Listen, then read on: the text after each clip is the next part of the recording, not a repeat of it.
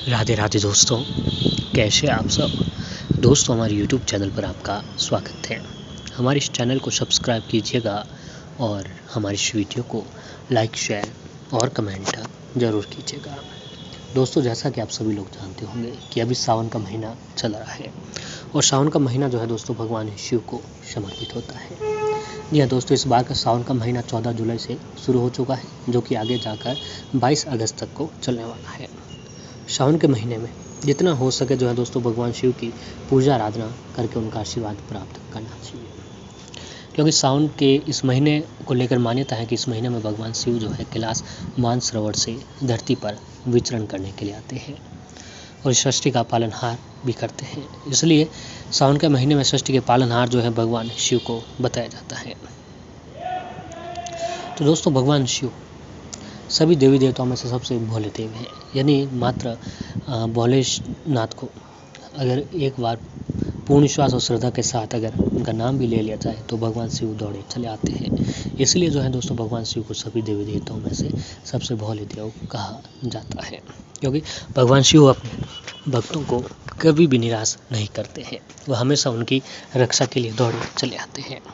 तो अगर आप चाहते हैं कि आपके घर पर भी भगवान शिव का आशीर्वाद बने, सावन के महीने में भगवान शिव आपके घर पर पधारे, तो दोस्तों भगवान शिव की आराधना करनी चाहिए।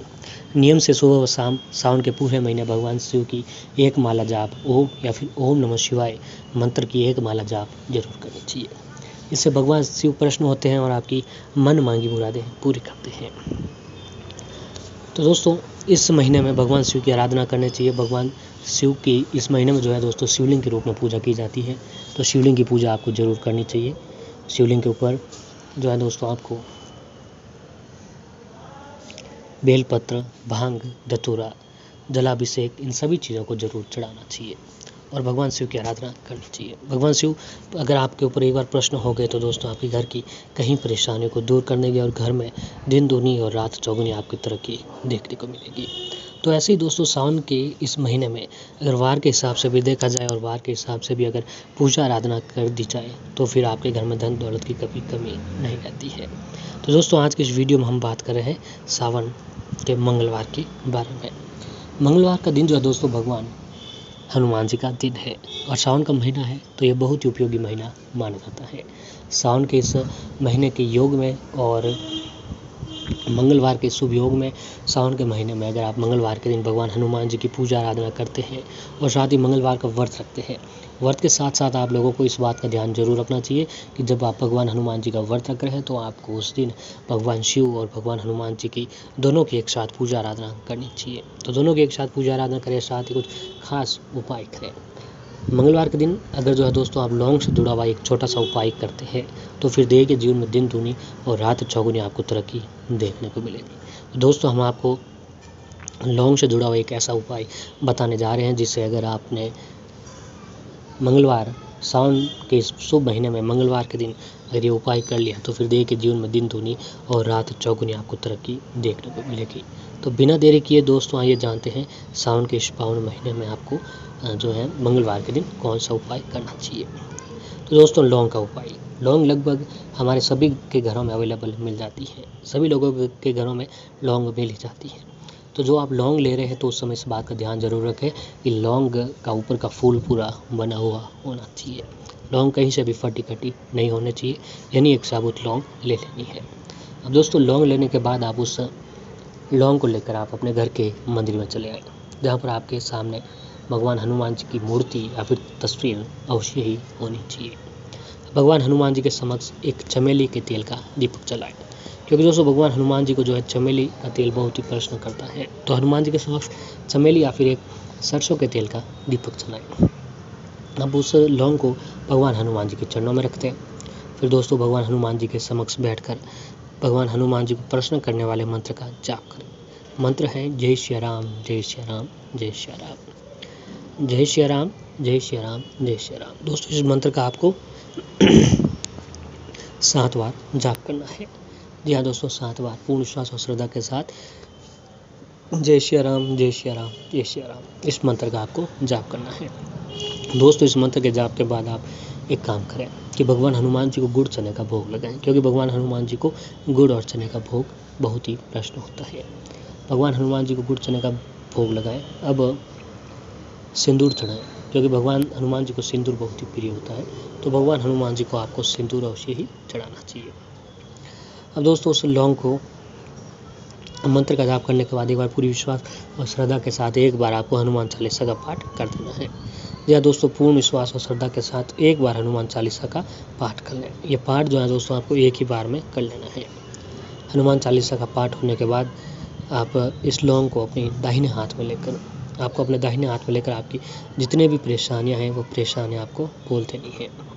आप पर कोई संकट आ गया है या फिर आपके घर के किसी भी सदस्य पर कोई संकट आ चुका है, तो दोस्तों उस संकट के बारे में आप इस लौंग से बोल देना है। तो सारी परेशानियां फिर संकट बोलने के बाद आपको इस लौंग को लेकर तुरंत अपनी घर की छत पर चले। छत पर जाने के बाद आप दक्षिण दिशा की ओर मुख करके खड़े हो जाएं।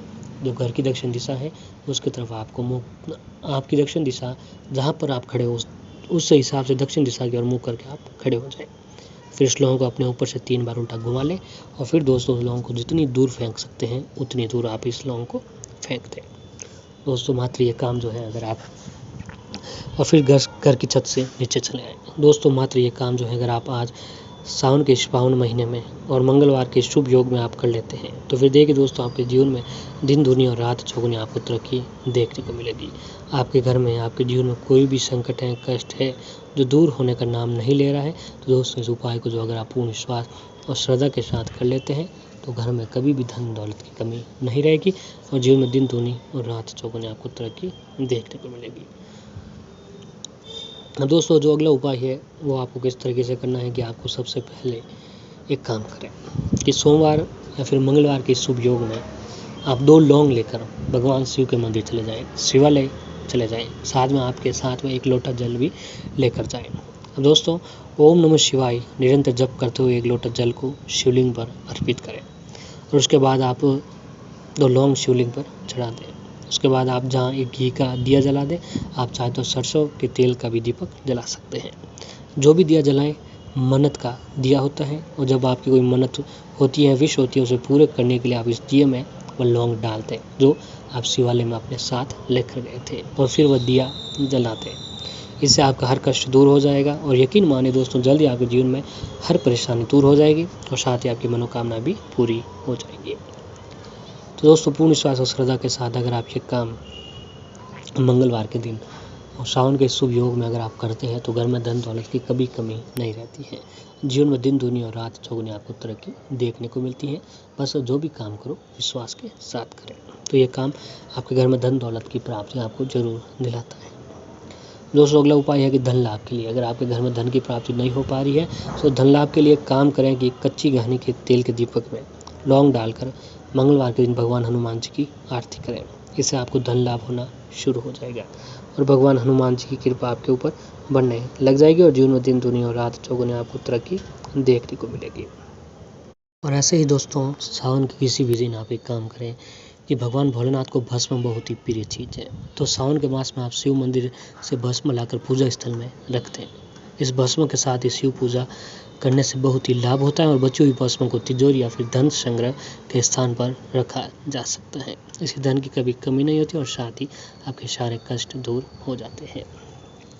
दोस्तों रुद्राक्ष भी शिव जी को अत्यंत प्रिय होते हैं और मान्यता है कि शिव जी साक्षात इसी रुद्राक्ष में निवास करते हैं। तो इस सावन के महीने में घर लाने से शुभ सौभाग्य की वृद्धि प्राप्ति होती है और इसके अलावा जीवन की कई समस्याओं से आपको छुटकारा मिल जाता है। गंगा जल महादेव जी को जल व गंगा जल दोनों बहुत ही प्रिय होते हैं और यही वजह है कि शिवलिंग पर बस 1 लोटा जल चढ़ाने से शिव जी प्रसन्न होते हैं। यदि ऐसे में सावन के इस महीने में गंगा जल लाकर के शिव जी का अभिषेक करें तो उनका आशीर्वाद प्राप्त होता है।